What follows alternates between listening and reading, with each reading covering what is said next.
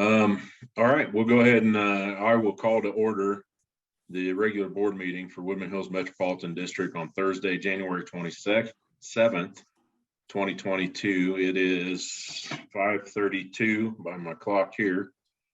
And we will start with roll call. Troy Stinson is present. Neil Erickson present. Stacy Popovich present.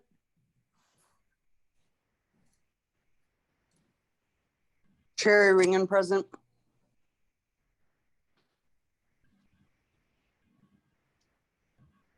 Is that everybody? I believe I said present, but maybe you didn't hear me. Okay. All right.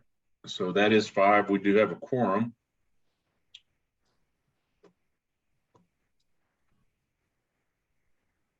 And President's welcome and remarks is item 3. I hope everybody had a great holiday. This is our first meeting back since before we broke for the holidays. And a lot has been going on from the list of items on the agenda and items we need to get through. We have some guests on here tonight that are wanting to speak to the board. We've got Wayne Williams with us tonight. I see Peter Martz is here. Robert Guevara, the general manager over at Paintbrush, is here. I'm not sure who Kevin, you said who Kevin Walker was, Daniel? This is Kevin. I am the district manager at Bentgrass. Okay, perfect. All right, and then our regular staff of the district, some of them are running late getting onto the meeting, but we'll jump on here when they get here. But welcome, a lot of things going on. There's a lot of projects and things that are coming up here this year. And as you can see by the attendance, this is going to be a busy year, as well as an election year for the district. So with that being said, let's start with the Pledge of Allegiance. I'll have Daniel, he's got the flag, and I'll just let him lead it from behind the scenes.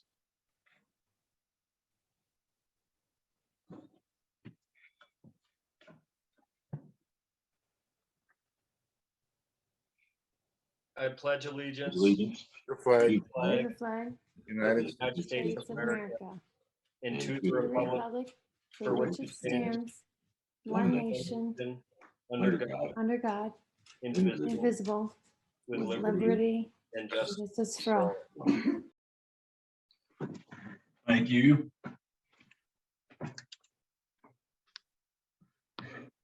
All right. I want to change it up a little bit. Are there any other board members that had anything to say in the welcome to the community tonight? It's been a while since we've even, I know the Zoom meeting thing's kind of throwing it off, but with injuries and COVID and some other stuff going around, it was best that we have a Zoom meeting tonight. So if anyone would like to speak, go ahead.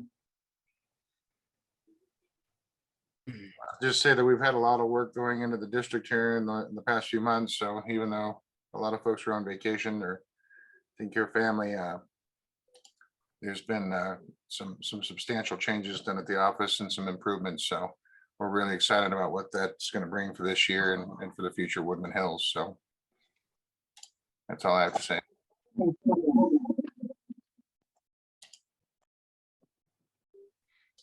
Anyone else? All right.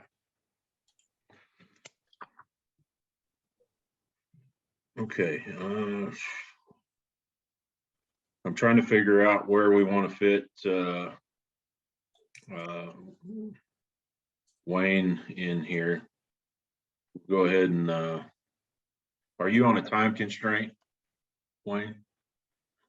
I am, but if you guys need to take care of a couple things ahead of that, I'm happy to do it. And I'll be quick. Then let's go ahead and we'll just amend the agenda, starting with we will move you into item 4 if you want to go ahead and with what you got. Thank you, Mr. Chair. I am Wayne Williams. I know a number of you know me, but some may not. I have the honor of serving as the designated election official for the election that will take place this May. And just wanted to give you a real quick update on a couple things. First, there are, as I understand it, 3 positions that are going to be elected. These are for 3-year terms, which is an unusual number, but that's because ultimately the district is converting, as are all districts, all special districts in the state, from even year elections to odd year elections. And so this is part of that transition. Wanted to let you know a little bit about what's going to be going on. The call for nominations will be on the website in the next week or so, along with in the paper. As an older district, those are the 2 notices that we need to provide. And so we'll be having that. Candidates self-nominate.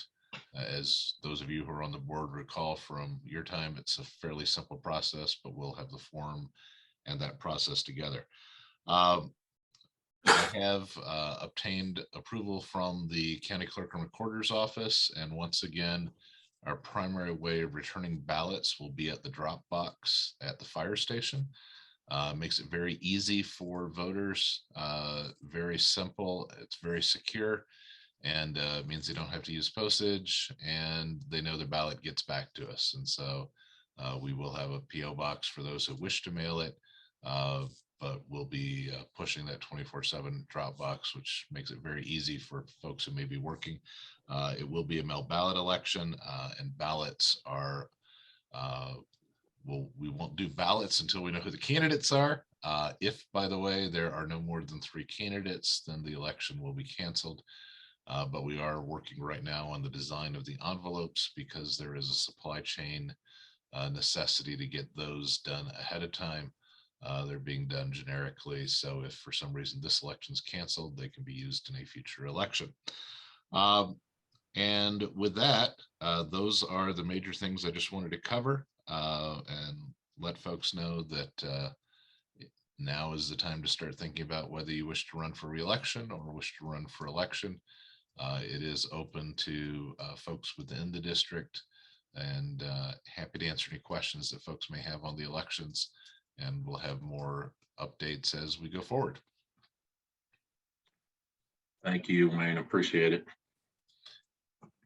Thanks, Troy. I don't see any questions. As I promised, I kept it quick. All right. We look forward to seeing a bunch of candidates come in.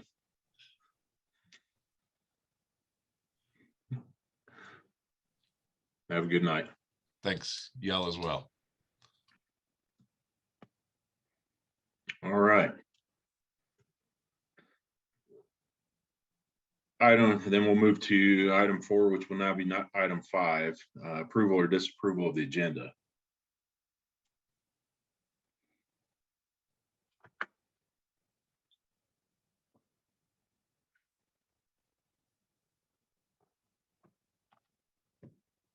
Do I get a motion to approve or disapprove the agenda with the amended change? I'll make a motion to approve the amended agenda. Okay. Then I will second the motion by Stacy, which is there any other discussion on it? Did we have anything else that needed to be added? I know we had some items we were going to put in other business. Okay, with no other discussion, I'll call a vote. All in favor of approving the agenda with the amendment? Aye. Aye. Aye. All right, motion carries. And then we'll move on to what will be item 6, approval or disapproval of the board minutes. For the September board meeting minutes, I have one correction. It's on the very last page. Director Martin moves to approve the change to comptroller.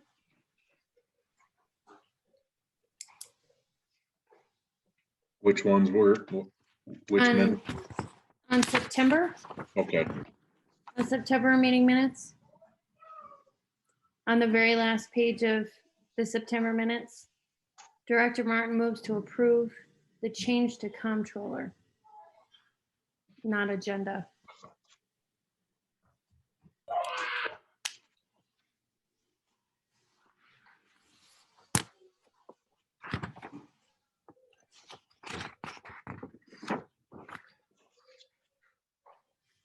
Okay. Any other changes? I don't have any.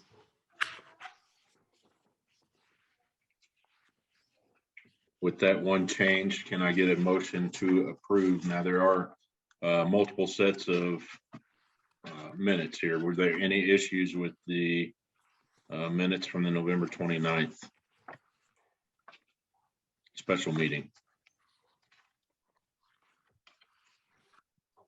I don't have any. I Okay, don't have any. with none, then can I get a motion to approve or disapprove the September 23rd and November 29th meeting And, minutes And October 28th. and the October 28th? I'll make a motion to approve September 23rd, October 28th, and November 29th board meeting minutes. I second. And a motion by Stacy and a second by Neil. Any other discussion on them? All right, with no other discussion, I'll call a vote for approval of the last three meetings minutes. Aye. Aye. Aye. All right, motion carries. Any opposed? No? All right. It's unanimous. All right, item 7, attorney's report.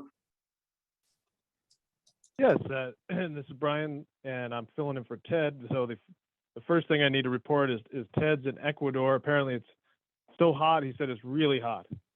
And so while we suffer here in the cold, he's enjoying himself in the balmy climes of Ecuador. So, but getting down to business, we have a couple things. Now, I forwarded this afternoon to Carter a resolution for the board to consider to adopt the outplace inclusion. I'm not sure if Carter had a chance to disseminate that, but we have everything we need in place now for the outplace inclusion, and the resolution is ready for the board to consider at this point. Yeah, we got that, I think, this afternoon, and we're going to take care. We'll look at that when we get to other business coming out of after executive session this evening. Okay, perfect. And let's see. So we have also, and looking at the agenda for the executive session, obviously, we'll be discussing the paintbrush matter at that point, and then some personnel matters, employee handbook, and contracts, et cetera. So that I presume I'll save for the executive session, just to note that we will be talking about those things then. And the other item that we've been working on here is the beginnings of looking into amending the Woodman Hills Service Plan. As far as I'm aware, is the amendment would be to raise the debt ceiling. Is that correct? That is correct. Okay. And we've done some research. Obviously, the service plans can be amended to conform to changed circumstances or conditions. The raising the debt ceiling would be what is considered a material modification of the service plan, which once those are made, the material modifications to the service plan have to be approved by the Board of County Commissioners. So we're getting the forms from El Paso County, in order to go through the process.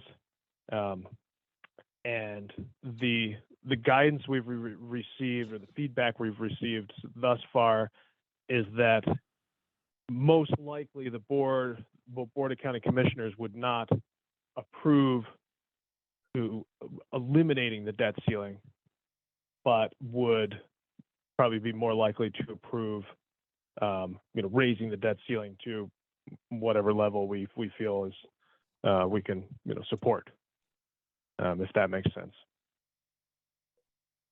It does. Okay.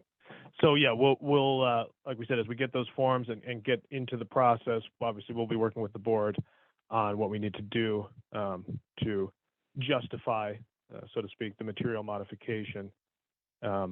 It essentially is when there's a decrease in the financial ability of the district to discharge existing or proposed indebtedness. That's how it's phrased in the code. So, we'll be looking for evidence where obviously the district needs to expand the debt limit in order to discharge indebtedness, et cetera. So, like we said, we'll be working on that in the coming weeks and months here. Perfect. And for the community members out there that are watching, the intent is not to, at least speaking on behalf of myself, is not to eliminate the debt limit to the district altogether, but to raise it in preparation for Reg 41, which would require our wastewater facility to have a reverse osmosis system added to it. That's part of Reg 41 under the state and EPA guidance. So it would be in preparation for that going forward. Excellent. And I believe that should be it for sort of the general report. Obviously, we'll be talking about certain items in executive session, so I won't go into more detail about those. But at this point, I believe that should do it, unless anyone can think of anything else that I might have missed. Anybody? I don't have anything. I don't have anything. Thank you. Thank you. Okay. Item 8 is a repeat of item 6.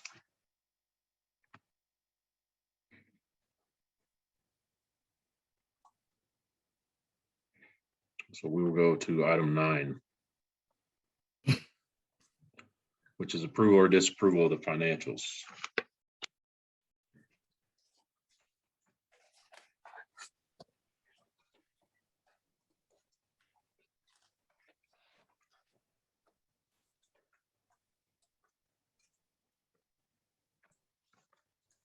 Good evening, board members and public. This is Carter Bullion. I'm the new comptroller for the district.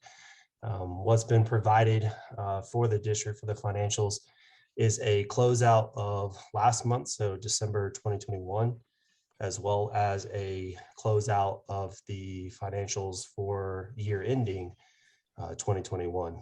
So what has been included in the packet is an overall statement, budget versus actual for the district, and then also broken down by enterprise for both last month as well as last year. Overall, for last month, the district had a net income of $150,000, so about $222,000 over budget, which is a good financial position to be in. In terms of the full fiscal year, net income was up to 10.859 million on a budget of 9.1 million, with total net income of $2,178,314. Overall, very healthy year from a growth perspective for the district. Saw a lot of growth out of water, wastewater due to sewer and tap fees. Expected continued growth into fiscal year 22 in those same lines. We're also expecting to see Park and Rec revenue generate even more with the new build at RCE. And we're already off to a very good start with revenue from that new build. Thank you, Carter. Thank you for all the work that's been put into the financials over the last several months. I know catching us up and bringing us current and transparent was a lot on your part. So thank you. No problem. Thank you, Stacy. So Carter, a little clarity, a lot of times you talk about you're used to coming from a market of revenue. So a lot of this is going actually towards funding for future projects. I just want to make sure we're clear on that, I think it's great. Positive revenue means that we're doing well as far as creating room for our future. Yeah, absolutely, Neil. So just to piggyback on that, once these funds are audited, which I hope to have accomplished in the first part of Q2 of this year, we will have those funds then available for current year CAPEX projects as well as future year CAPEX projects, which goes in line with what we were discussing earlier about the debt service level agreement. So that is all part of our plan and to reinvest into the district. So we're not just trying to use those funds and store them. We were really trying to think of innovative ways to give back to the community.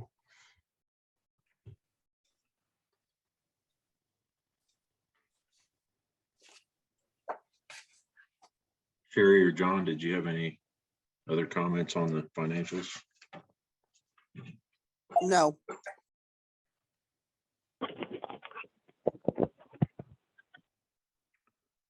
No, I will say, Carter, thank you very much for coming in and working with the IT folks and the HR folks and filling that void there and really cleaning up our processes and things in that financial area of the district. I think it's going to place us in a good place moving forward. We know that there's a lot of development going to take place out here.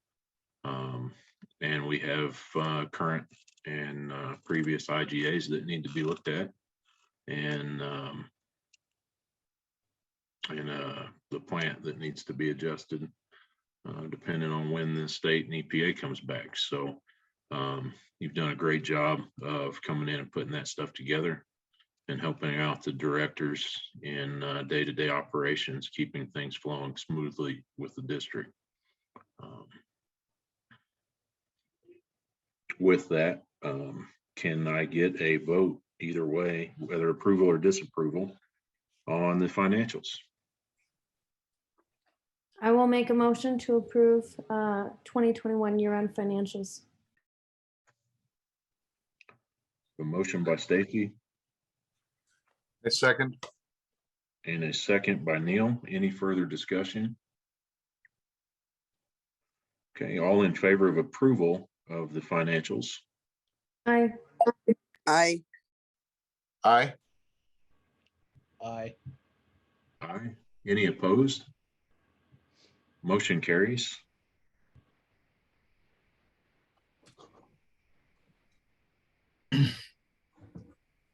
As approved.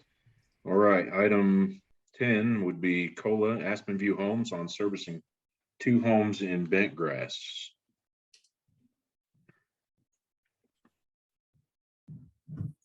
Who's covering that? My name is Richard Van Stanis. I work with COLA. I can kick us off on that. The correction on that item would be we are actually seeking what we would refer to as will serve letters. We are currently in our preliminary due diligence process to acquire the property. And part of that is to request will serve letters for water and sewer services and capacity thereof. Our preliminary plans are showing 2 different properties, which we would anticipate one property being developed into 208 units, the other being developed into 69 units. And we would request the will serve letters for both those properties and those units, as well as confirmation of the fees due at both a plat and building permit. JD or Wally, have you guys looked at this? Troy, I'll add, you got futures. Okay. I'll answer that, Troy. On those well-served letters, there were some emails that was corresponding. The condensed homes there, they're the town homes. It's in the packet there. You're seeing that the 36 acres has the 277 units there. That is in the WAF fee of the service area of bent grass of the 500 SFBs that's been approved in that area. Therefore, Challenger Homes has used the better portion of that SFBs that was approved, which is a little over 450 SFBs, and that leaves the remainder about 48. So there's going to be the difference of 208 SFBs that would will be needed to for that project, whether they bring water to the table or some other arrangements could be on that. And then another is on that 8 acres is the 69 units of the same footprint prior to on the first portion of that 36 acres. They'd want to carry that over on that. And that does not, I believe that's not in the WAFB area. So there's two separate things there going on.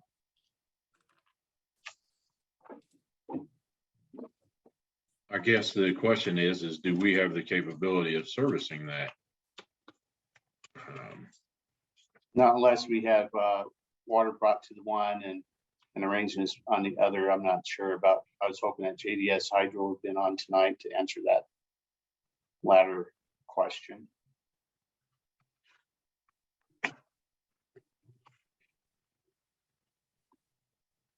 Yeah, we don't have anybody from JDS on here tonight. And they've been invited.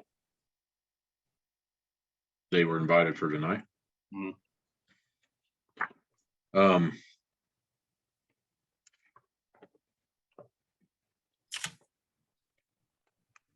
Has there been any so do you guys, I guess my question for you, is it Richard? Yes, sir. Or somebody else was getting ready to speak? Kevin? Yeah, Mr. Chair, this is Kevin Walker. I'm also here to answer any questions relative to the district and in support of this request as well. So I guess my question would be the determinations on the properties on versus what's already been approved for bent grass and what we would be available to support and what was being brought to the table. I know you're just looking for determination letters right now, but based on the information that JD has just given, at least I don't feel like I would be comfortable making a determination on that until we got the finite numbers down. And that would come from JDS Hydro? In cooperation with JD Shivers and Wally Eves. Okay.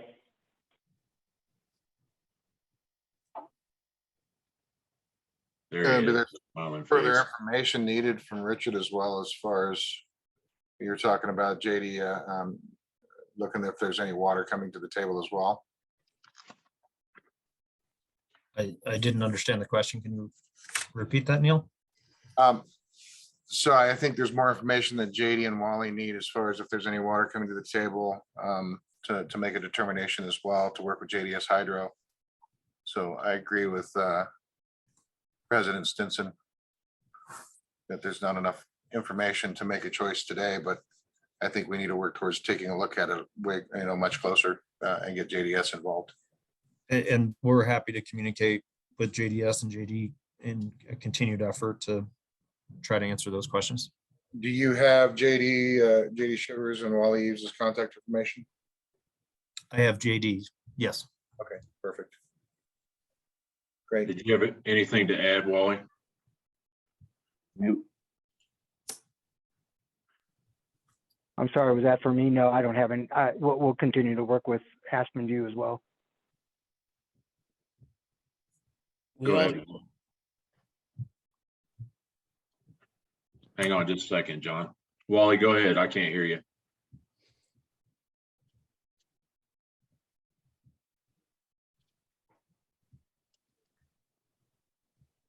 I know you're sitting right there across from JD, so you guys may have to just switch seats for a minute. Talk. He's got to talk over mine. So one thing Okay. we're being careful of is how many sewers we put in. So we're gonna be coming up under 80% capacity, which is gonna put us in financial and technical planning for the upgrade of the plant. So GDS Hydro can confirm more numbers on this, but I think right now we're only looking at less than 100 taps before we hit that number. Okay. Then I would say that the board is not ready to push this forward this evening unless someone has something else to add there. John, did you have something? I know you were. Wally said exactly what I was going to question. Okay. Where does that put us towards the 80%? So. Okay. Then you guys, JD, Wally, JDS representatives can get with Richard and Kevin and look at those numbers and try to figure that out and get it down to a finite, but it does sound like it's going to push us into at least design on increasing capacity to the wastewater treatment facility, which is a whole different animal, fellas.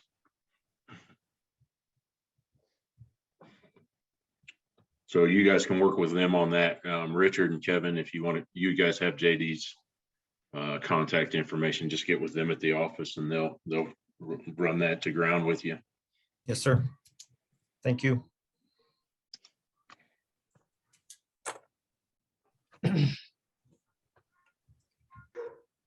All right, item 11 will be the proposed bylaw changes, approval or disapproval of those. I think everybody's had a chance to look at them. They've been off the website for quite a while. And I think we're ready to move forward with what changes we have and get them posted back up there. Go ahead, Daniel, you were handling the. Yeah, I coordinated with John Martin, who spearheaded this, and told him that I would give us a short summary of the changes that I distributed to all of you previously for your review, for the sake of the audience here tonight, so that everybody can know exactly what changes you're considering. So if you give me just a second, I'm going to share my screen and we'll put the summary document up so that everybody can see that. Bear with me just one moment.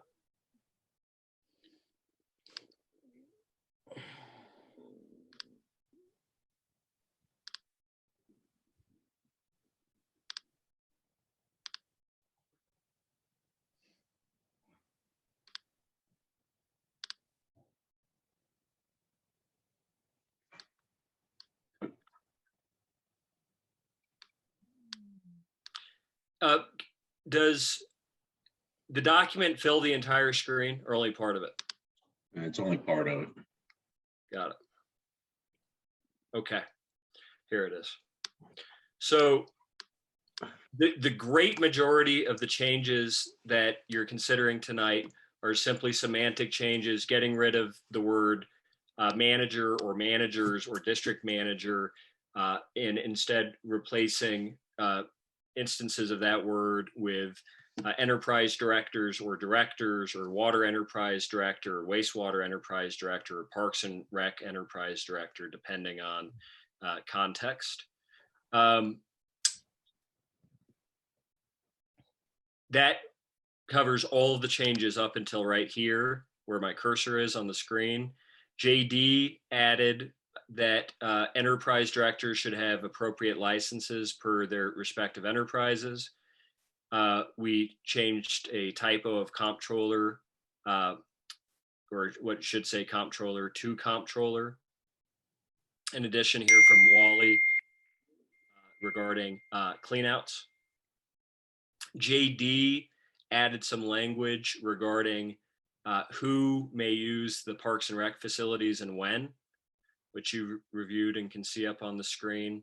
And then down here at the bottom, we have changes to a couple different sets of numbers.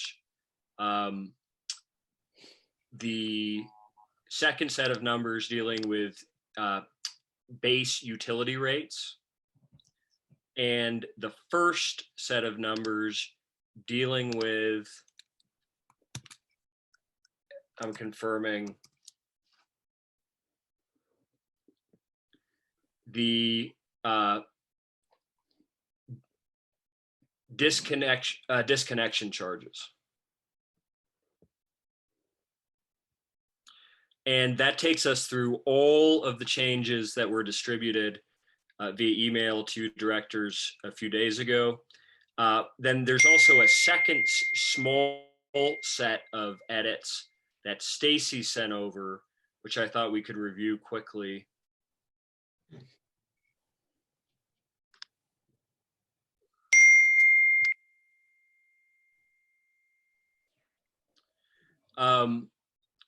In 1.5.7, we're missing the word damage in one place where it should say injury or damage to be consistent throughout the section. We need to add an S where there's a typo. We need to add the word "the" where there's a typo. We want to change financial administrator to comptroller of administration. More substantively, in 3.7.12, Stacy proposes that we add a line stating that the auditor contract shall be reviewed at least every 3 years. Stacy, I think that's what you wanted, at least every 3 years? Yeah, just every 3 years. Yes. Do you want the at least or not? I'm not sure that we would need at least every 3 years. I mean, if they're terrible, then I would recommend changing them. But if they were good, then just keep the same auditor for 3 years. I don't know that that has to be shopped every year.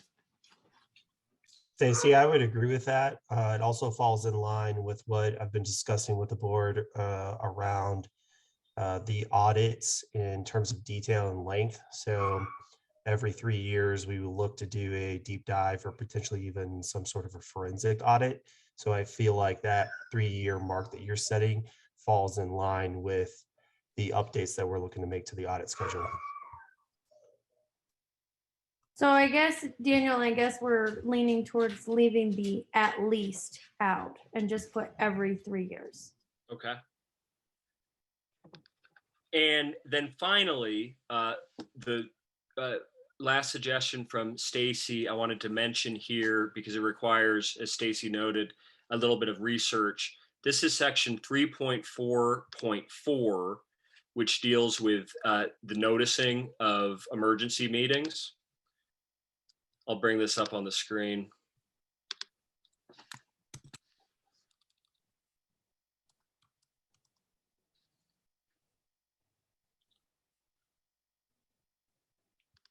Excuse me, that's special meetings, not emergency.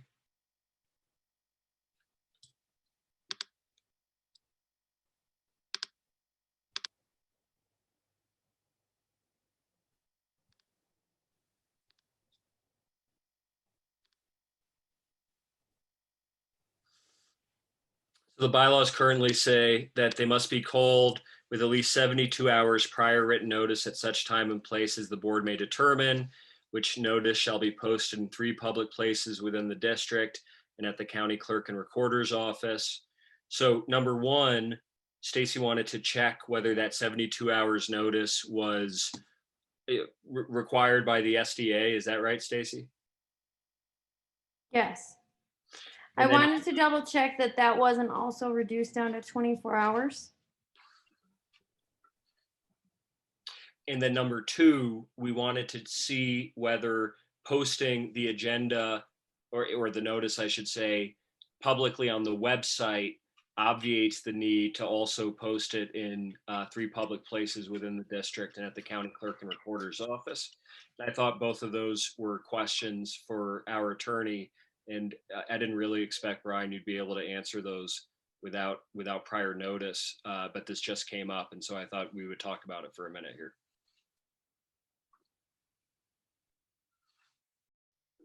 You still on there, Brian?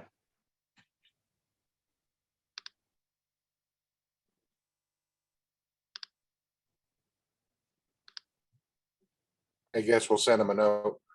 Well, I think he's still on there. His number's still down there. Yeah, sorry, I was on mute. Can you repeat that? So 2 questions, and I mentioned that I didn't really expect you to be able to answer this off the cuff, but thought I'd ask anyway. Number 1, for a special meeting, do we have to notice it 72 hours in advance, or is 24 hours sufficient? And number 2, if we post the notice digitally on the website, do we also have to post it in 3 places in the district along with the clerk and recorder's office? Good question. Like you said, I don't know that offhand, but I can take a look and see what that requires. I'm thinking that most likely notice, as long as it's posted on the website, that should be sufficient, but I'll double check that.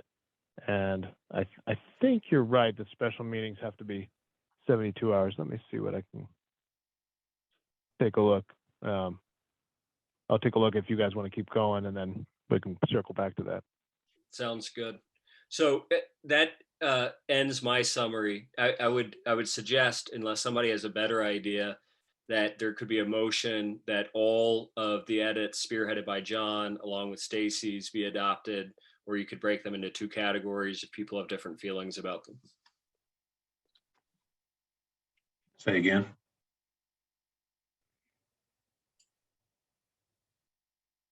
I can't. Yeah, I just lost you.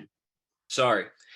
I would suggest that somebody could make a motion that all of the edits spearheaded by John, so those that were distributed to you a few days ago, along with the edits proposed by Stacy, be adopted, or you could break them into 2 categories if you preferred.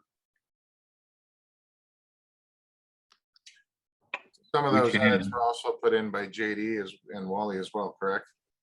Yes. Some of the members of the district. That's true. Yeah. By spearheaded by John, I meant that entire first block in the process spearheaded by John. But yes, they were proposed by various individuals. Okay.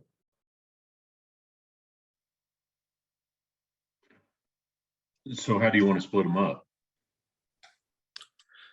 What I meant was that you could look at the block of John's, meaning all of those which were distributed to you a week ago, including those proposed by JD and Jed and Wally on the one hand, and then Stacy's on the other, Stacy's being those last few that I spoke to that you hadn't seen before, or you could adopt all of them wholesale at once, both John's and Stacy's. Well, Stacy's is going to include the meeting, posting of the meeting agenda, and that unless you break it down by specific requirements, is an SDA requirement for the 72 hours, unless it's an emergency meeting. And you're right.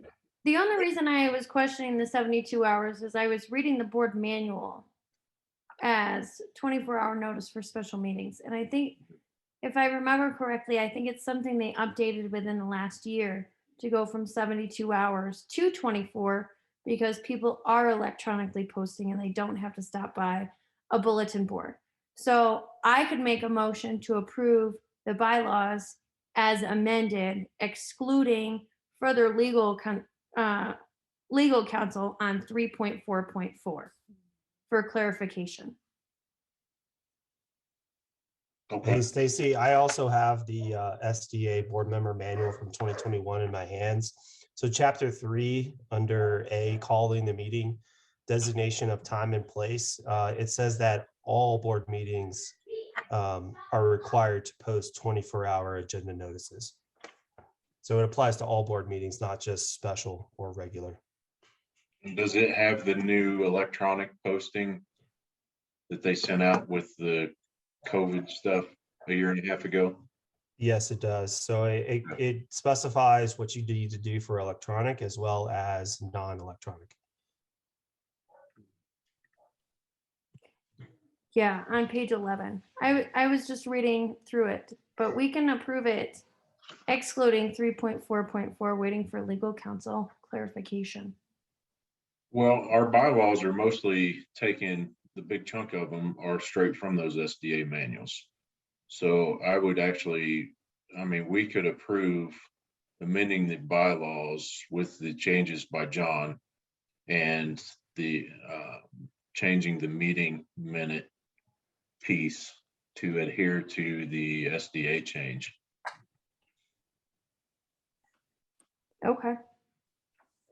And then as soon as Brian gets back, we could just add or researches it, we can just add the SDA and the COVID related electronic posting piece in there. And this is Brian. I just checked the SDA manual.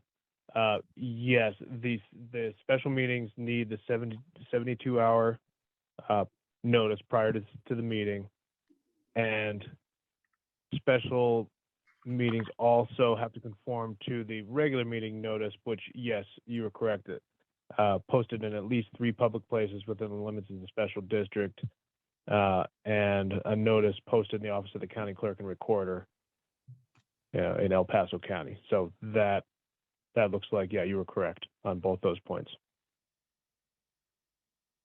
And then the 24-hour notice applies just to emergency meetings. That's correct.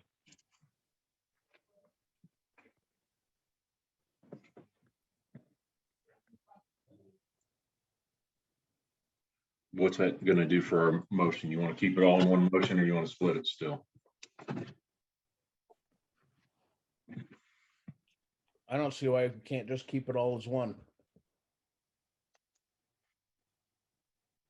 Our goal is one. It'd be cleaner as one. Okay, can I get a motion to adopt the bylaw changes, ensuring that the meeting minutes are conformed to the SDA? I make a motion, we adopt the bylaw changes.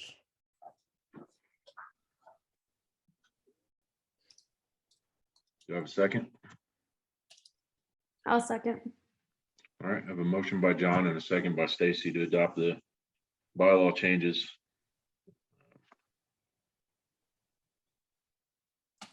Any further discussion? No. All right, I do, say again.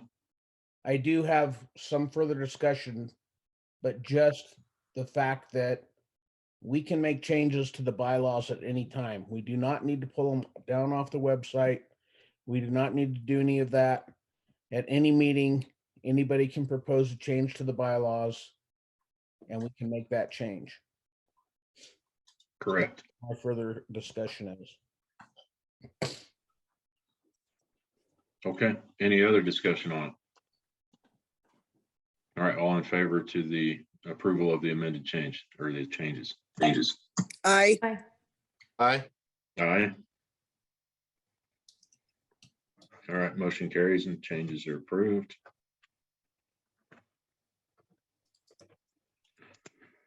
All right, I probably need a coffee refill for this one, but go ahead with the Park and Rec report, Jed.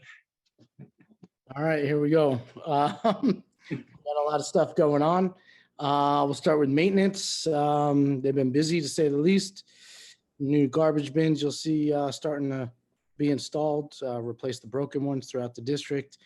The kitchen at CCW, the pantry's been done. Everything's been painted. In the kitchen, shelving's been put in. A new computer system installed at RCE for the heat control. The air handlers, they are still, sadly enough, finalizing that. I think they're missing a couple pieces for one of the boilers is what I'm told. But it is up and running for the most part. What else? Hallway, boardroom. We started repainting those, kind of brighten up the facility a little bit.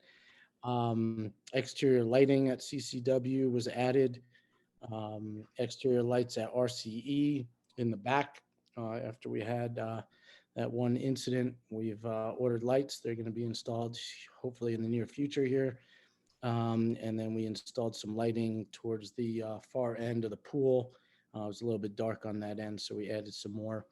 And we also bought, assembled, and installed some new benches out in front of RCE that we've gotten some really nice compliments about, and probably plan on buying a few more of those also for the pavilion that's coming. Activities are all going well. We have everything from ballroom dancing and self-defense classes, mommy and me classes, cooking, adult cooking classes, pottery, youth basketball is in the process now. We are promoting our cornhole tournament. Obviously, swim lessons continue to go on, fitness classes, and we just today finalized a date and flyer for dodgeball tournament. So we're going to get the word out on that in the near future here also. So lots of different things going on for different walks of life in the district. Balcony bathroom. I know there's been kind of an ongoing process. The estimate from Wells and West was, I don't have it in front of me, I think it was like 235,000, which I kind of thought was a little bit high and ridiculous. So I've reached out to JD AS Hydro, and they're working with us. They think they can kind of expedite the process and help us with some permits as far as buying a prefab building, kind of going back to my original thought process, piecing this together through them with the county. So I'll kind of keep you updated when I hear from them. But we have a lot of other things going on. The new build is finally coming to an end. We should have the certificate tomorrow morning in hand, which would finalize that piece. When I typed this up, the AC unit and vents had not been done, but they are completed. And all the inspections were done. I think the last one was happening today. We did receive $2,000 back for a 4-day overage on their end. So that helped a little bit. Revenue so far has been great. Actually, that number is wrong. It's over $6,000 now as far as revenue coming in between rentals, guest fees, you name it, basketball league, all that type of stuff. So we're already generating a good amount from that new build. And the feedback so far has been fantastic. The weight room is the one thing where we get suggestions. We get suggestions daily on kind of the flow of that and what pieces we should add and that type of thing. So that's a little bit of a work in progress, but still well used and well liked, really spacing people out between there and CCW. What else? Sorry, I kind of lost my spot here. Hey, Jed, can I add one thing for you on the new build? So just got word today, actually before this meeting, that I was able to secure a safety grant for us that actually paid 50% of the new build's security system that we just are getting installed. So we'll look to use those funds that we had originally earmarked for that to help with some other security measures that we're putting throughout the district. Awesome. Very cool. So I'm assuming that means that half the entry system, right? The buzzing system that we ordered gets paid for? That is correct. Yep. So half of that is being paid for by a grant. That's awesome. Thank you. Walls, the interior walls are being installed. Actually, we've moved it up Tuesday. He comes in to start putting studs in and start sheetrocking. That cost came in a little bit under what we budgeted, so it's $28,000 instead of the $40,000. So we have a little wiggle room there as far as capital projects further down the road. Access system, like Carter just said, that has been ordered. It was right around 24,000 and change. That's very cool that we're going to get half that back. The The wall padding for under the main baskets, that has been ordered, and that came in just around $4,000. The transitions or ramps for the entryway up onto the basketball court. I know Troy has been eager to hear this one. That and the roll-up door and into the closets. We had a little bit of hiccup with that, but we're getting some estimates. I think we found the right company now, El Paso County Flooring, and they're going to work with us and kind of custom make some stuff for us for the right price. So that's on its way. Asphalts, as far as the RCE and CCW parking lots being redone, that contract's been signed. Came in right under 120,000. Exact number is 116,291 and change. So we came in under budget on that, which gives us also a little bit more play money down the road. But those are estimated to be redone in the early spring. RCE bathroom remodel is kind of plugging along. They are starting this coming Monday on the flooring. So they're tearing up the old tile floors, putting in new tile floors. After they're done with that, we'll have the walls reglazed.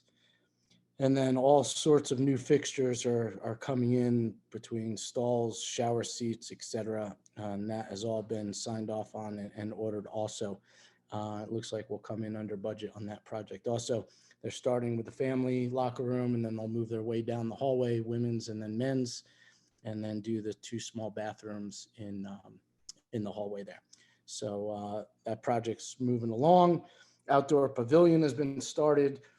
Cement was installed. Actually, I wrote 12,000. It came in under that. 8,200 was the cost of the 20 by 40 cement pad. We are getting estimates from both Rocky Mountain Natural Structures and also Footprint Decks. It looks like Footprint Decks might come in a little bit cheaper. They're also doing the engineering contract, which has been signed, and they're working on the engineering piece as we speak. So that's been positive for us. Also, the goal is to have that up and completed by the first concert, which we've started promoting for. I believe it's in June. So we're looking forward to those. We're going to do 6 of those concerts this year instead of 4 or 5 like we've done the last couple summers. Past events, I know it's been a while since we met. The Cookies with Santa was a huge success, huge turnout. Santa was great. Kids had a blast doing all sorts of different things between face painting and bounce houses, cookie decorating, arts and crafts, you name it. So really cool activity for everybody. And then the grand opening basketball clinic, we tried to keep the number small just to kind of control our first event there. So we maxed out at 42 kids. Great feedback. Former NBA basketball player Irvin Johnson was there and took pictures with everybody and talked to the kids a little bit and put them through drills. He was just awesome. So really cool experience for a lot of kids. Rentals are through the roof right now. We got all sorts of parties and Mommy and Me music. Board meetings for different organizations, different clubs are meeting. You kind of name it. We got it going on.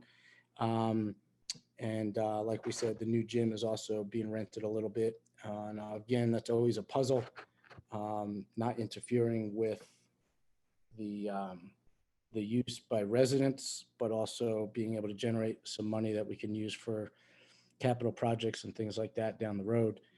So it's always kind of a work in progress, but I think we've been doing a pretty good job not interfering with the day-to-day of the residents. I do want to kind of piggyback on that with, we had a college swim team reach out.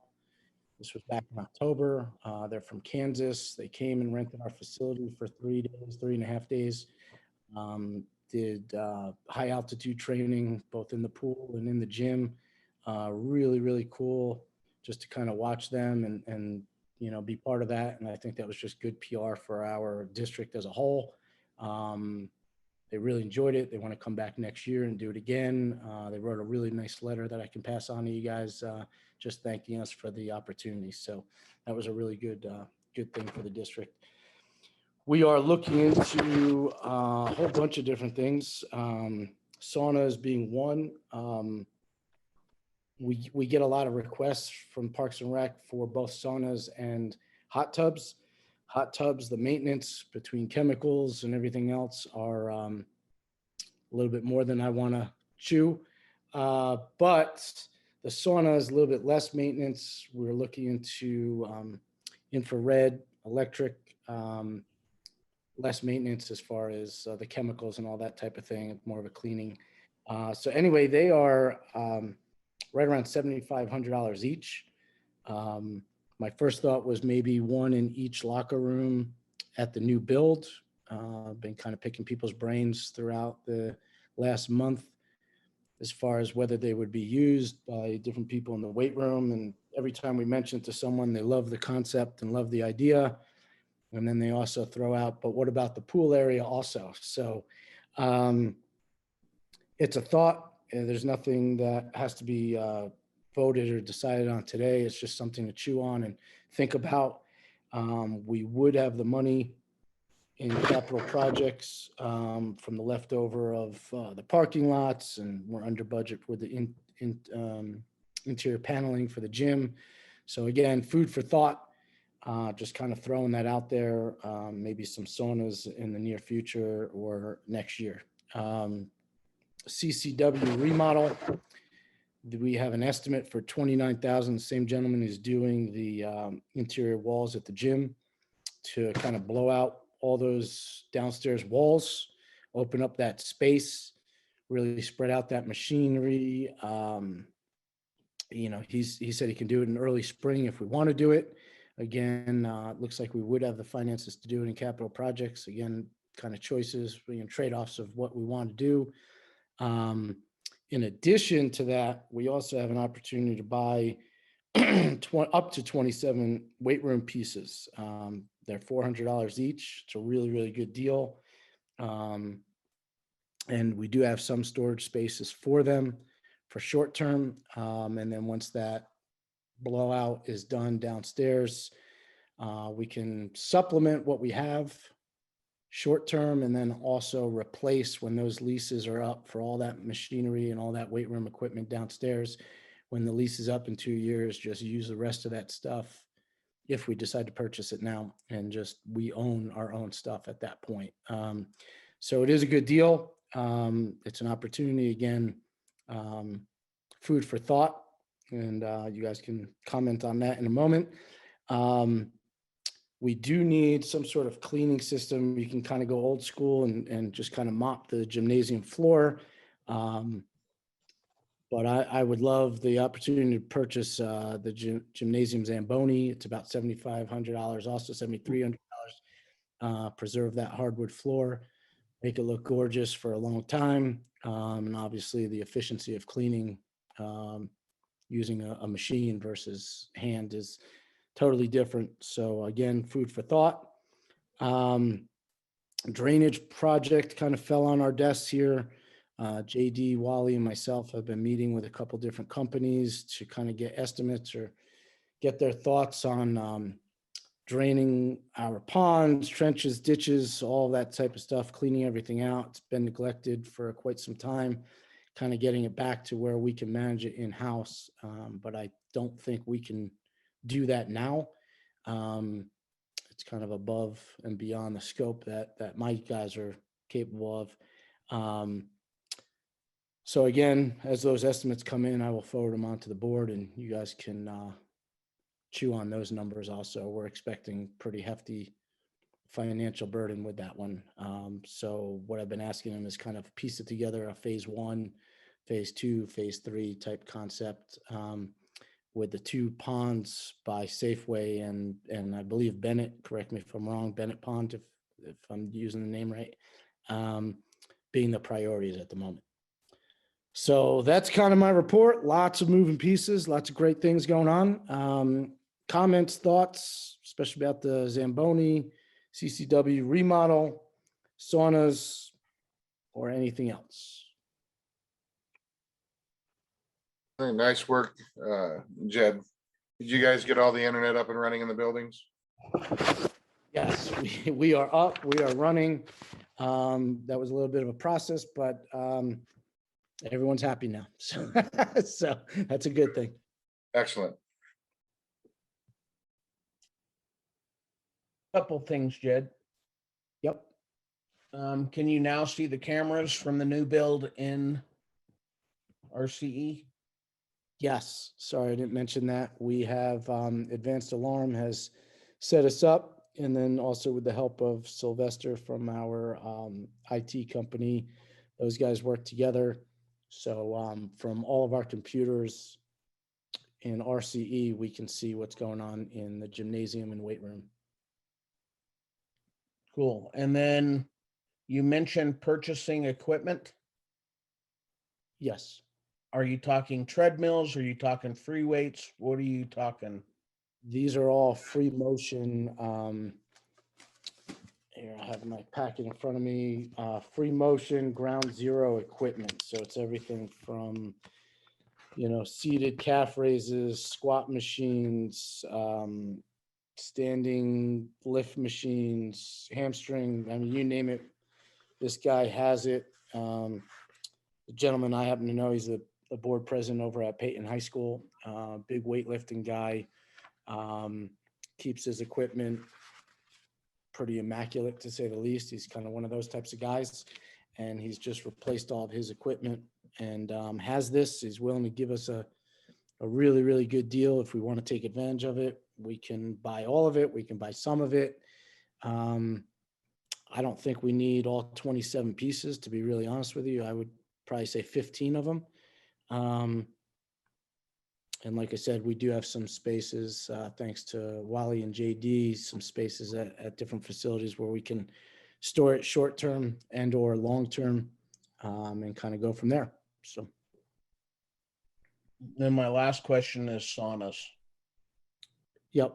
I think everybody wants, I mean, kind of the intention of a sauna is you get in it and you sweat. And at the new build, we don't have showers. So I don't think you want to get out of a sauna. I mean, maybe people do. Just get dressed and go home. I don't know. Just a thought. No, I like I said, I'm looking for feedback whether we you know, purchase things like that or not. I know people ask for them.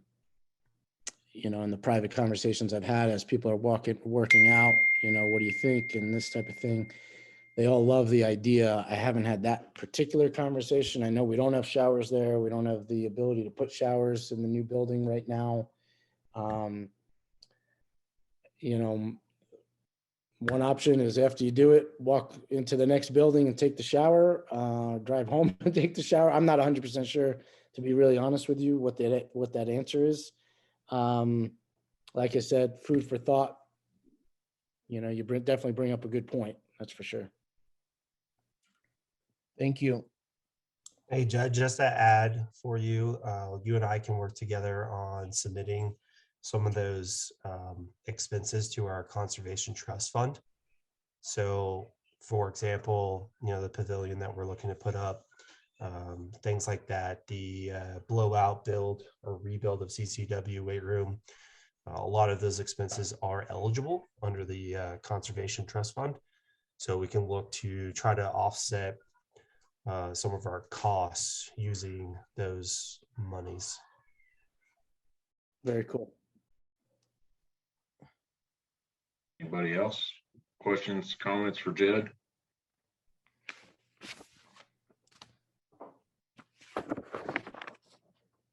Okay, thank you, Jed. Appreciate it. Great job over there.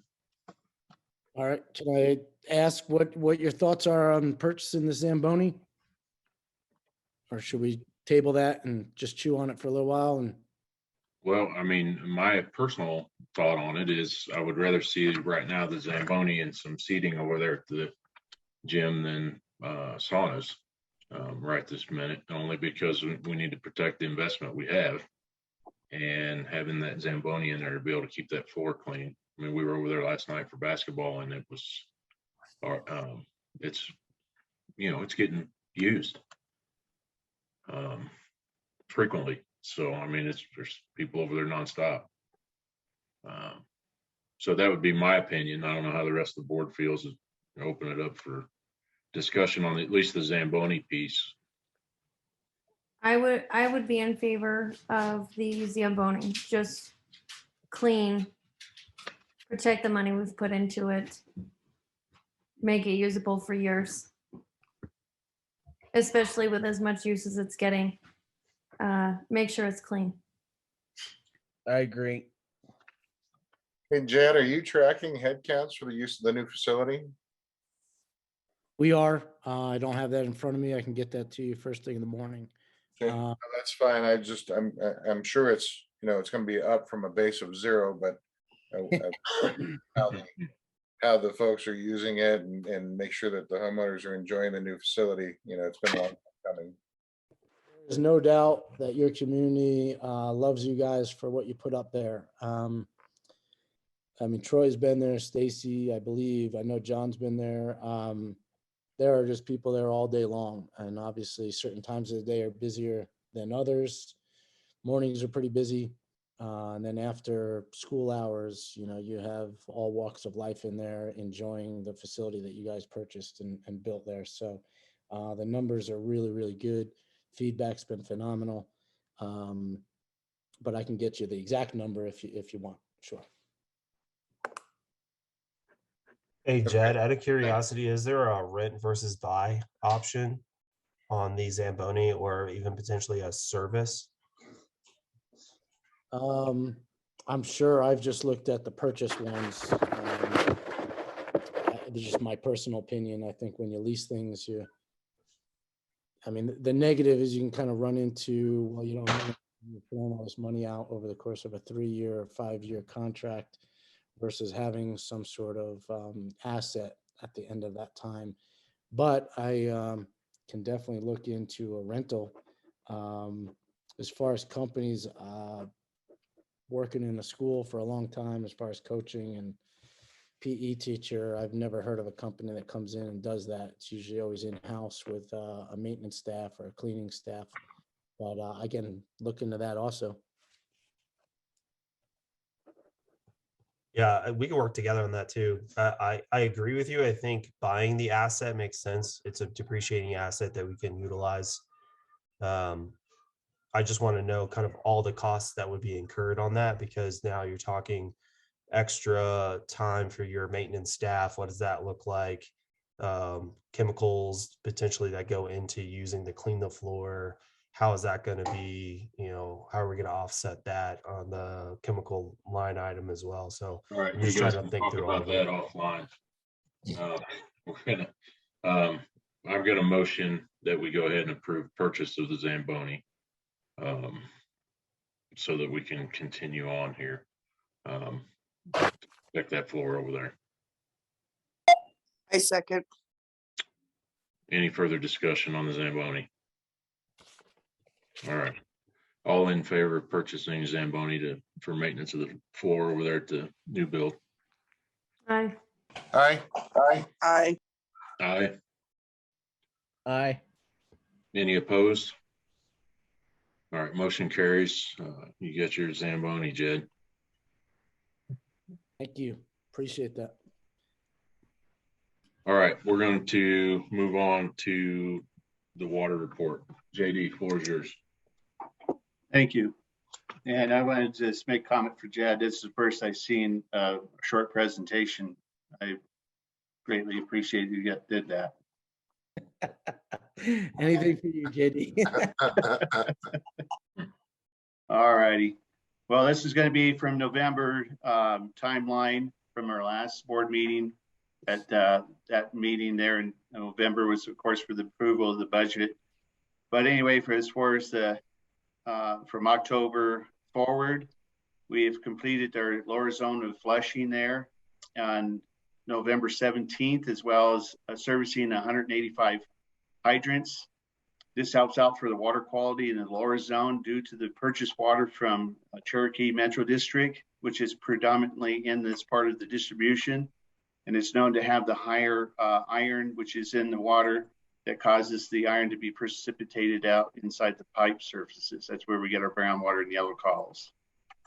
The noise complaint from the last board meeting on 10/28/21 about LFH6 transformer was brought up by a resident home nearest to the transformer. Now has a 3-walled fence to dampen the frequency from it. This corrective action was completed on November 2nd. It was done in-house.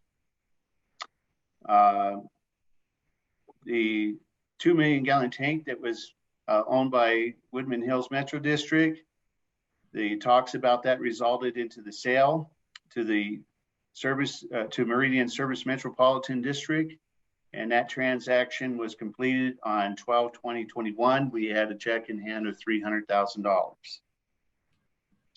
Then we had from the El Paso County Board of Commissioners approved the sale of the 2 tracts of A and B of the Woodman Hills Finally 9, the Horseshoe Park, to Woodman Hills Metropolitan District, and that was completed on 12/7/21 after the hearing. And so we're proud owners of those 2 tracts that Jed is now in hands of that. It's added to his plate now. And then there's a driveway he didn't mention about that, but hopefully in the next board meeting, he'll have information on that one. District staff had installed 5 new meters for Woodman Hills during this period and 7 for Falcon Mount Highlands Metro District, of which we are contracted to take care of their district on water, as well as we take care of the sewer things on there. And during that time, all the plants were working properly and preventive maintenance was done as well. Our water quality for 2021 year, all years, state samples were collected and done by the monitoring schedule that's done by the state. Regular BACT samples that were collected, they all came back good. We have no violations of any sort. And again, no groundwater or yellow water calls. The total amount of hydrants that we have serviced in the 21 year in the lower zone was 243. And we are going to be starting the upper zone hydrants sooner. As soon as the weather permits us, it's kind of hard to work on a hydrant when it's kind of frozen because of condensation and that. Ongoing issues. LFH5 was pulled for the new pump and motor and the 8 pipes and the wiring. It says here now that it says that we're waiting for the parts to come in. Actually, they came in before or after I submitted this report. It is back in whole. It is in operation. There is, just to note that there is some back order logs, and it doesn't matter which vendor or supply house that you're gonna encounter. If you want something today, it's just gonna be between 6 to 8 weeks out. Theorot Pump Station is waiting on the county to approve the plans so that this can be going out to bid. And then 5 Star Automation started the data collection for the SCADA upgrades, and for us with wells and plants, they are going to be coming to us with a crew to start the critical portion. To add the SCADA system would be the wastewater treatment plant. They're going to start with that, and then the most next critical things on the water side, that'd be the transfer and FP1, and then disseminate throughout the district until that project. And that's all I have for the report. Awesome. Thank you very much. Good job. Excellent. Thank you. Good job. All right, let's move on to wastewater report. Wally. Still can't hear you.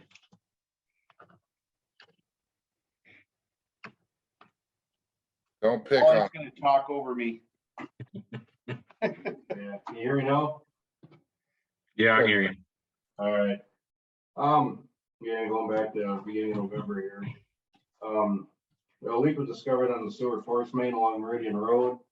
Dan's Drains and Dig were able to get on it real quick, so December 6th took us all day, but we were able to drain that line, make the repair, and put it back in service.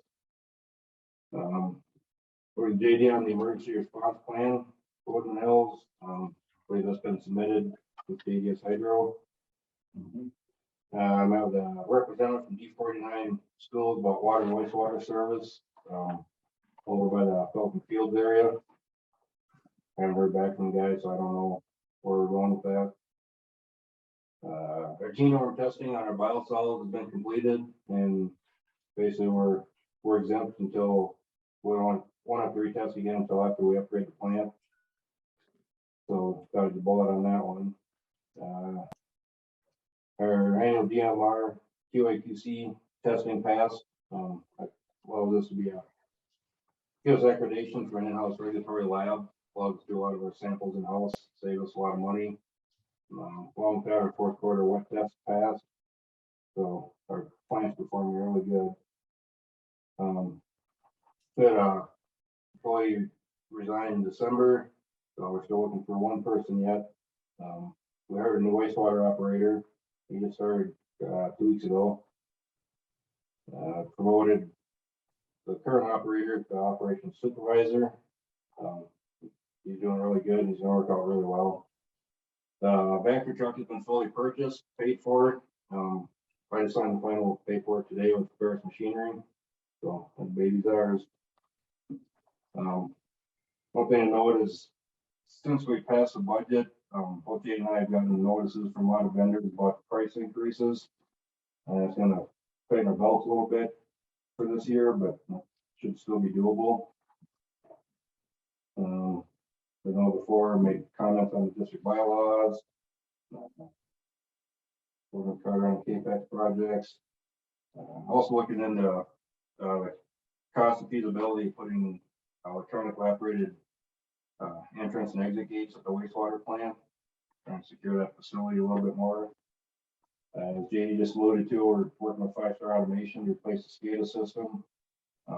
Wastewater is first because the wastewater system is the newest and most up-to-date system. Unfortunately, it also can't communicate with our ancient system here. We've had some crucial alarms get missed, so we're gonna try and get us up and going on that. Common service came out and service the generators. We had to replace a heater block assembly at the Falcon Highlands lift station generator. And I was, that's gonna lead to, they tried to do a load bank test on our big generator at the wastewater plant, and the batteries failed. So we jumped through some hoops, we got the batteries on it, and we got that thing back up and running. The 2008 Vacon, our old vac truck, is listed for sale. Asking $55,000 for it. Looking at taking off for lower than 50. Still waiting on UV compression. Deal with the blower that went down back in October. I know Robuski is fighting hard against it. They're claiming it's nothing they did. But I know there's a lot of battle going back and forth, so can't really do nothing until they iron some things out. And like Jed mentioned, working to see how to get our drainage ponds back in shape. Well, apparently we do have a contract with Hammers Construction. They have a stormwater management team that we have a contract. They come around quarterly, take a 4-wheeler, drive around through the system. They've made recommendations, but they've never been acted on. So it's gonna let us spend a lot of money here. Getting some bids on replacing our current closed circuit TV system for the sewers. That's probably the last big upgrade the collection crew needs for a while. Also getting some quotes on some spare parts for the wastewater plant. There's some pumps, some stators, some stuff that should have been ordered when the plant went online, wasn't. And we don't have a replacement part. Given the lead times on things nowadays, we'd be in trouble. Related to 2 other things, I just want the board to, it's not a decision thing, just to kind of keep in the back of your head. I know we're looking down the barrel of a huge cost on an upgrade for the wastewater plant. That current cost calls for putting RO in to treat 40% of the wastewater to blend in to meet our TDS limit. I had ADS Hydro looking in to see what would happen if we were to upgrade that and potentially treat up to 80 and 90% of our wastewater through RO. Take that treated RO water, inject it back across the street by JD's well 0.6 right back in the aquifer, and then immediately pull it right back out, send it to FP3 and put it back in the system. That would keep a lot of water here in the district. It actually come up to 25% of our annual usage. It's just something to keep in mind. It would add cost to it, but it's a guaranteed water source. And kind of going through stuff with what kind of brought this about was the whole drainage thing. Eventually, once these ponds get back into shape and it's something that we can do in house, we're gonna need some equipment. At some point, we're gonna need some kind of storage facility for district equipment. So right now, sitting out in the wastewater plant is the TV trailer and the new back truck. Once we go into construction, that stuff's gotta get out of there and there's nowhere to go with it. And Alan's been in the shop here. Our shop is full with JD's back trailer, Parks and Rec equipment. We got a backhoe that's sitting outside. I think it'd be worth looking into potentially building a facility somewhere where the stuff can be stored inside, protect them assets. Because something's gonna have to be done sooner or later about it. And that's all I got for you guys. All right. Thanks, Wally. Appreciate it. Anybody got anything for Wally or JD? Oh, nice job. Thank you. Nothing else? Okay. All right. With that, we will move on to items unfinished from previous meeting.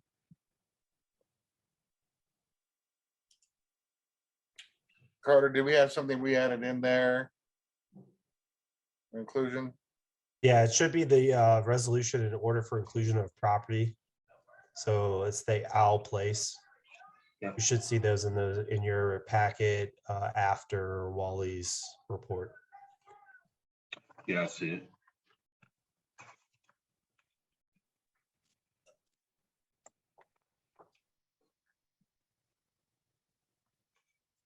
And Brian, you guys were good with this? Yes, we obviously had to add Mike Texter's wife, Brittany, because they co-own the property. Yes. So they resubmitted the petition. Everything's good to go at this point. And once the board approves, then we'll get the inclusion agreement finalized and then sent over to the board for signatures and then on to the Texters. Okay. All right, can I get a motion for approval of the inclusion of the property there at Owl Place? I'll make a motion for approval to include Owl Place in the inclusion agreement. Second. Okay, got a motion by Neil and a second by John. Any further discussion on it? Right, all in favor of the resolution? Aye. Aye. Aye. Aye. Aye. All right, motion carries.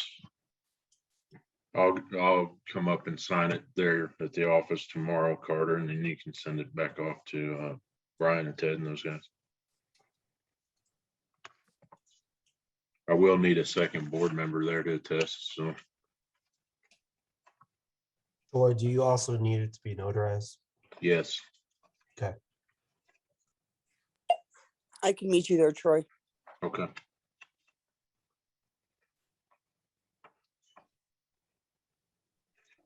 All right, any other items unfinished from the previous meeting to take care of?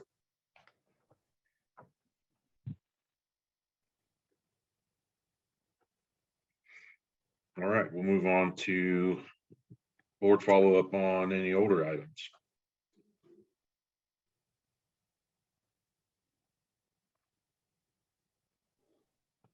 I didn't have any items there. All right. We'll move on to item 16. That's going to be public comment regarding current board business not on the agenda. Is there anybody that wishes to speak for public comment regarding current board business not on the agenda?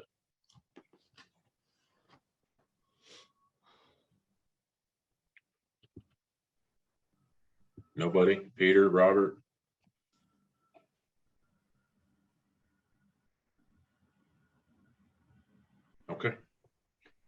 You got nobody, Daniel?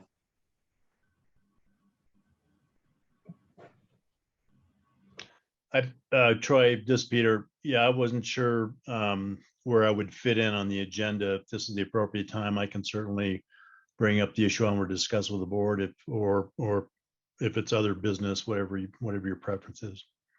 Well, let's go ahead and we'll plug it in here in the public comment. Okay, appreciate that. Appreciate the board taking the time. I'll be as brief as I can. What I wanted to do is bring up before the board.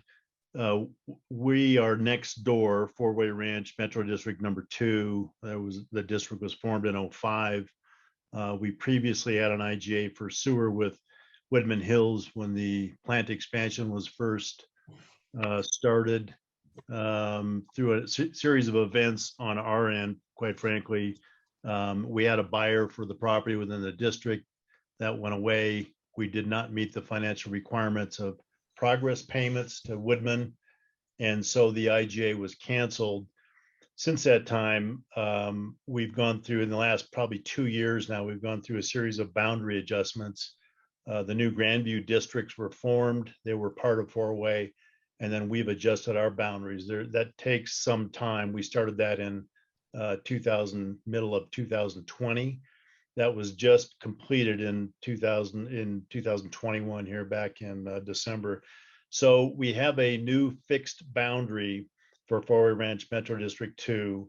And so during the IGA period, when the plant was first going through the expansion, the agreement provided for us to pay some useful service amount up front and then make progress payments during the construction. Again, as I mentioned, the district just did not have the funds at the time to make those payments. And so that IGA was canceled, but we'd like to re-engage with Woodman. At the time when we were looking at connecting into sewer, we designed a lift station and force main, which was actually approved through the state, and then extensions to that approval were granted. That has since expired. So we have a methodology to get to the plant. And certainly we'd be interested in recrafting a new IGA. The terms of that IGA, of course, would be participation in the whatever upgrade requirements to the plant, pro rata share, and whatever other costs are associated with getting us the capacity that we would need for build out. That capacity is about 0.22 MGD or 220,000 gallons a day at build out of the entire district. Our initial needs in the shorter term is about 35,000 gallons a day, which is 0.035, I think, something like that. We have 2 filings that the developer is processing through the county. And again, our request is to open up the dialogue again with Woodman, between Woodman Hills Metro and Four-Way Ranch Metro 2, and to secure an agreement, a new IGA agreement for sewer service to the Four-Way Ranch District 2 property.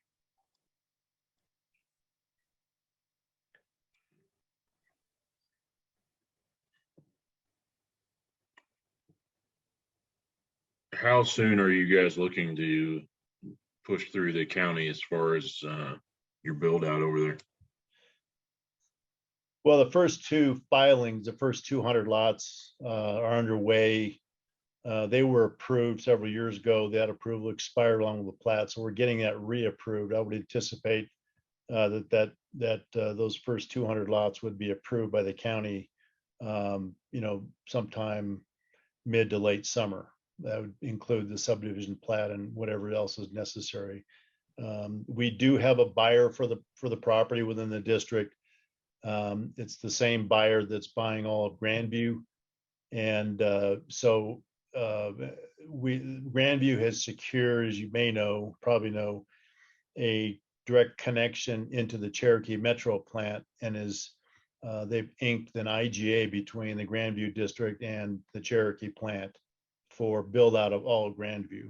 And we have the opportunity to go into that but that would require some additional changes and things long-term to the Cherokee plant, which we're trying to avoid. And since those similar types of changes and compliance with regulatory issues are going to be required for the Woodman plant as well, probably sooner than the Cherokee plant, it just made sense, to come back to Woodman and try and work some kind of a deal where we can get short-term and long-term capacity, pay the appropriate fees and costs. Our district with the boundary change does have the ability now to issue bonds, which we didn't have the capacity to do so back in 15 and 16.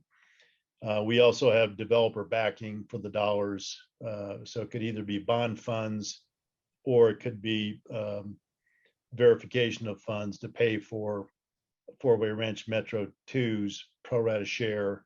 And I've talked to, JDS Hydro has been our district engineer since '05 as well. The situation is such that we would need Woodman District's permission for us to open up a dialogue on specific items with JDS, either John or Ryan or whoever that might be. So that's kind of where we're at. We'd like to re-engage with you guys. We think we can get a deal done. The benefit to Woodman, as we see it, is that we bring a funding mechanism along with our TAP requirements that would be now, and we would allow for the beginning of the redesign, for the expansion and the compliance with the different regs which are looming ahead in the years to come. We don't need water. We have all the water we need. We also have, and I mentioned this to JD when he and Wally and I met here a few months ago. Back in '08, the district took all the water within the ranch, a block of which the District 2 has control of. We took that through the state in what's called a change of use. And that was in '08 and it was approved by the state, I think in '08, '09. What that means is at that time, backing up for a second, at that time we had a real good relationship with Woodman, with the board, with the manager. JD was actually running our water system. And the purpose of that was to get the ability to trade water or sell water to Woodman from Four-Way Ranch. So that's in place. That when that was approved, that change of use, we now have the legal right to sell water to anywhere within the Woodman Hills metro boundary. So I think there's a plus there for both districts. In the very least, that during maintenance times, we could cross connect with a metering station, your system and our system during hot periods, construction water. If there was a need short term for water, we could open up the valve and give you water, vice versa. If we needed to do maintenance on our system, we could trade water back and forth. So I think there's a plus there. The other plus, as I mentioned, Troy, is the financial incentive for Woodman to come back to the table and try and work out a deal where we're a willing partner and a willing financial partner. Wally, JD, you have anything to add to that? So, hang on. The only thing I would want to add is okay, I don't know what's going on. I'm getting a bunch of feedback here. Let me unmute me. Go ahead and mute you. Okay. So one of the things that I'm looking at here, again, like I mentioned before, we're going to push up against that 80% capacity really quick. I would say if board even wanted to look at this, there's got to be a fair amount of money coming in for helping upgrade the plant, because it's going to push us right there.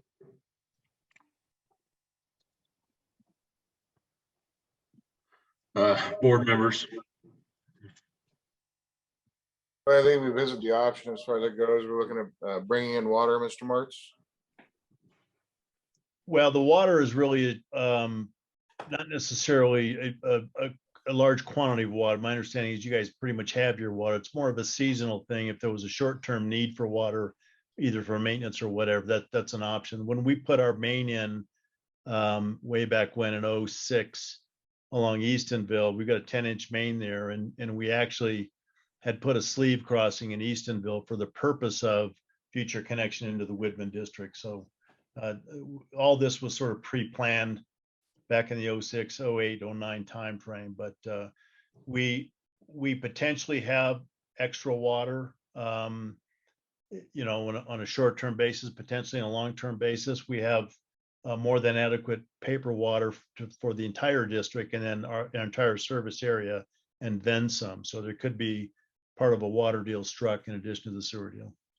If I remember right, you guys have under four-way, you have I think it was either 16,000 or a little over 26,000 acre feet of water. Well, I worked with the ranch owners back in 03, 04 and actually adjudicated the water in the ranch. It's 11,200 acre feet.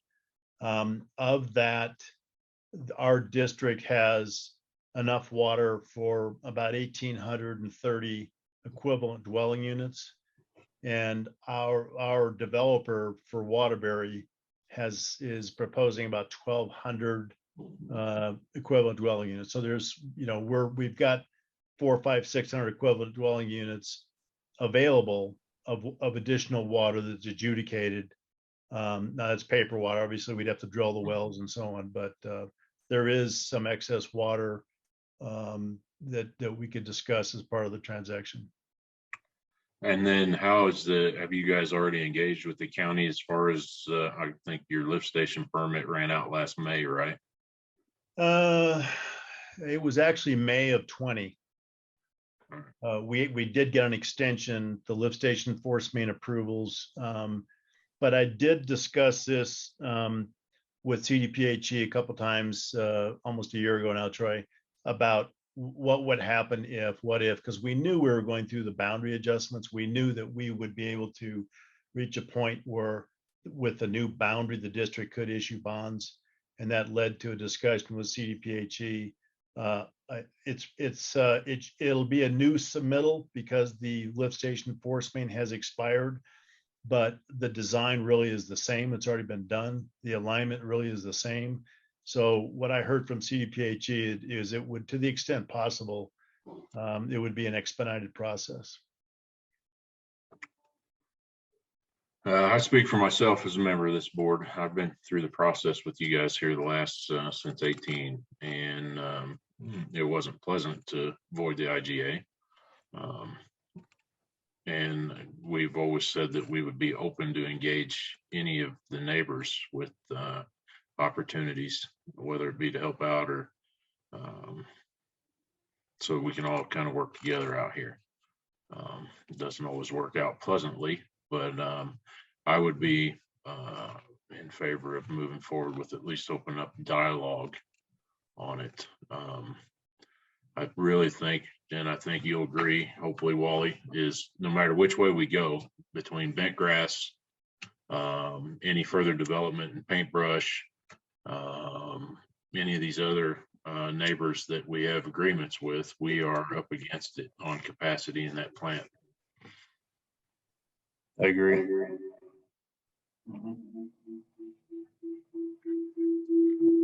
So I guess my question would be for Brian, what kind of engagement do we need?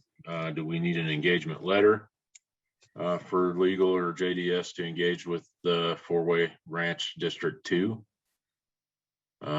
Yes, I believe we would need that engagement letter, yes. Do we need a board vote on it, or is that something that you guys can handle between attorneys? I think that's something we can handle. Yeah, I don't think that would require a board vote at this point. I would at least like to get a consensus from the board members, input from them. Be open to discovery. I mean, we're offering water services out here, and we're the first place to come to, so I wouldn't want to close the door. We need a review. I mean, we didn't have a very good experience in ending the IGA, but if there's a solid financial backing and where we can actually open up the expansion of our plant, then that additional money would be welcome.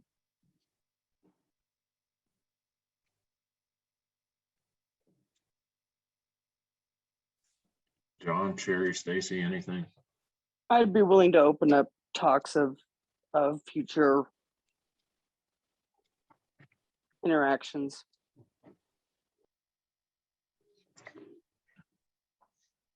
Roy, I'd be willing to open up talks. However, I've been part of this since 2017, and I've seen all the stuff that goes down, or that went down.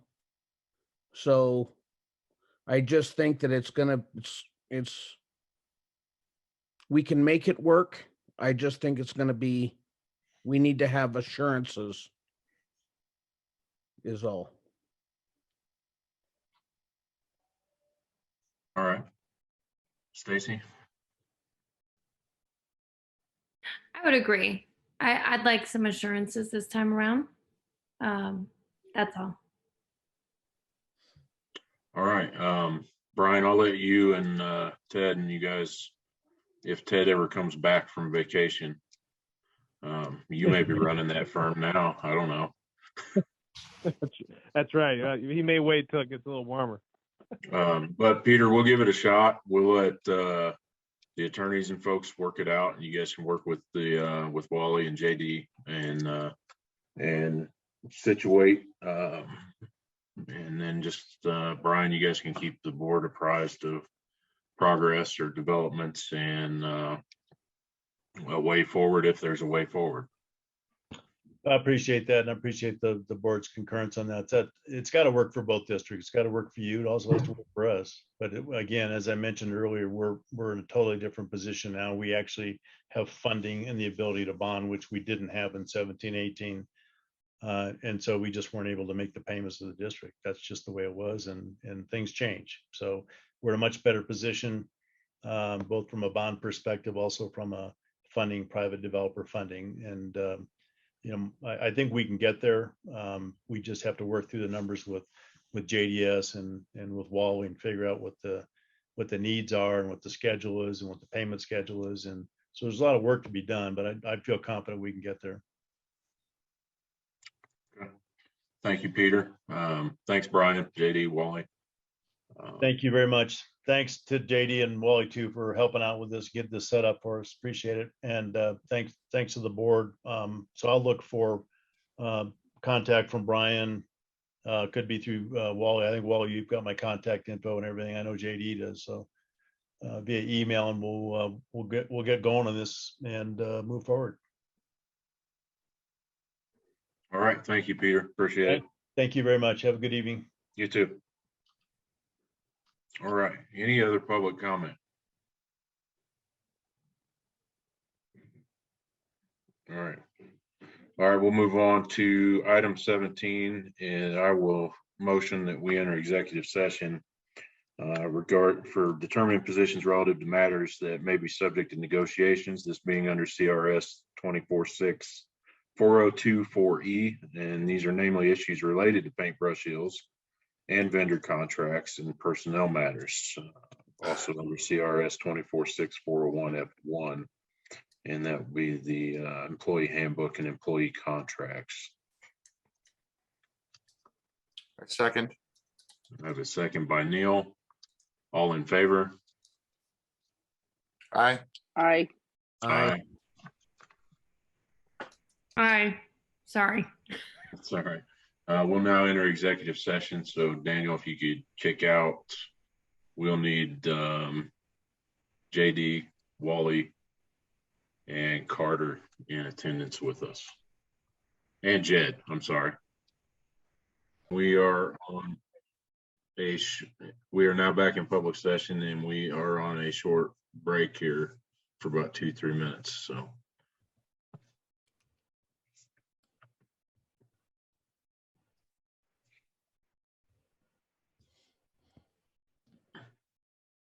And JD, Wally, Carter, and Jed, if you guys could shoot me just a text message at what time you'll be in tomorrow, so we can get together and go over the employment contracts with you guys.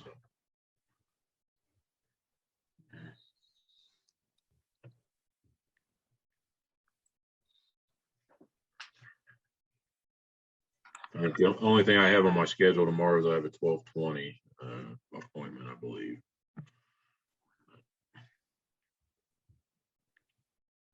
Which is rare.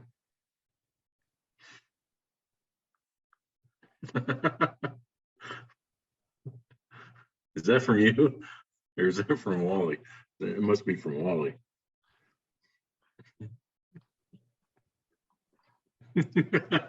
You don't want to get up that early? You don't get up that early unless you're going fishing, man. Don't kid me. I think I'll be here at 6:30 if you want to come then. Troy, the only thing I have is at 11. Okay.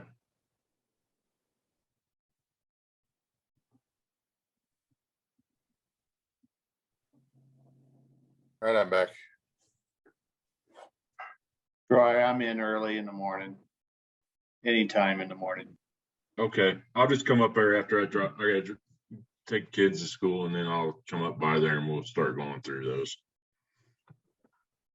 What time that'd be? About 8? Yeah, right after I drop them off. So yeah, about 8. Okay. Troy, I texted you. I may not be there at 8. I have a doctor's appointment at 7:30. So Okay.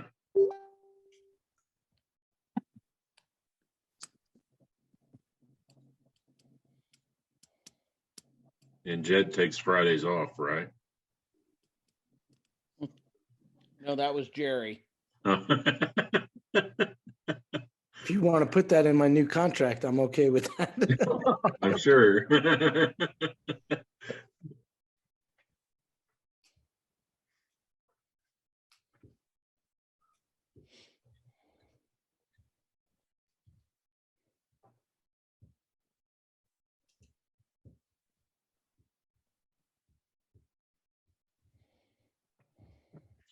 Well, you'll appreciate this. I met a guy over in Lake Eufaula, Oklahoma, that's been dropping me pins of fishing locations over there for the spring. Nice. I'll be there in probably May.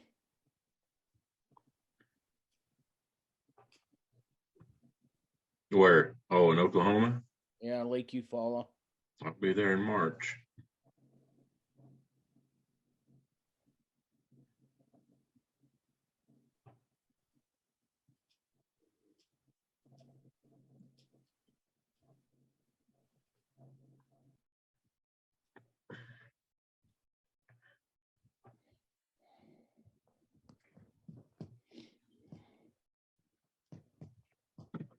Hey, we're doing better than I thought. I thought it was going to be like 11 when we got done tonight.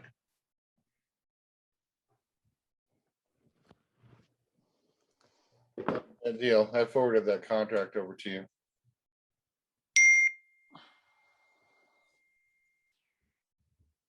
Who? Troy. Essentially, Forwarded which? contract. Oh, the one for, okay. Yep. Is everybody back? Yes. Okay. We move on to item 18, and that is the proposed employee handbook. And can I get a motion for approval or disapproval of the employee handbook? I'll motion to approve. Second. Okay, got a motion by Sherry to approve and a second by John. Any other discussion on it? Okay, all in favor of approval of the employee handbook? All right. Aye. Aye. All right, motion carries. Item 19 will be other business.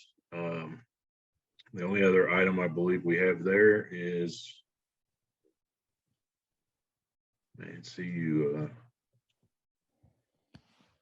All right, here we go. I texted that to you. Yeah, I got it right here. I was like, where's the legal description? There's not. It says 00 Jones Road. Yeah. All right, is an agreement between Woodman Hills for the purchase of a parcel of land to be used for part, which is going to be a piece of the whole thing with the RO plant. At the north, and this is the legal description, the north half of the southwest quarter, except the south half of the south half of the northeast quarter. I can't even say that. All right, I'm just going to say known as 00 Jones Road, Peyton, Colorado 80831. How's that? With that being said, can I get a motion to approve the purchase of that piece of land? I'll make a we motion. approve the purchase. Go ahead, John. Got a motion to approve the purchase from Yes. John And a second from Neil. and a second from Neil. Any further discussion on it? Okay. All in favor of approving the purchase of that piece of land? Aye. Aye. Aye. Any opposed? Okay, all, motion carries. I will stop up there and sign the purchase agreement when I'm up there for the contracts in the morning. We'll get that taken care of. That way we can get it over to the folks.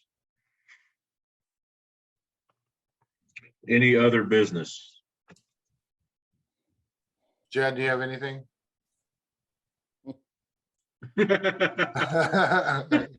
He's quiet. He's like, he's sleeping. Nope. He's already got pictures of Zambonis in his head dreams. All right, with no other business, can I get a motion for adjournment? I'll make a motion. All right, I got a motion to adjourn by Stacy, a second by John, I believe that was. With no other discussion, all in favor? Aye. Aye. Thank you, guys. Have a great night. We'll see you all at the office in the morning. Have a good night.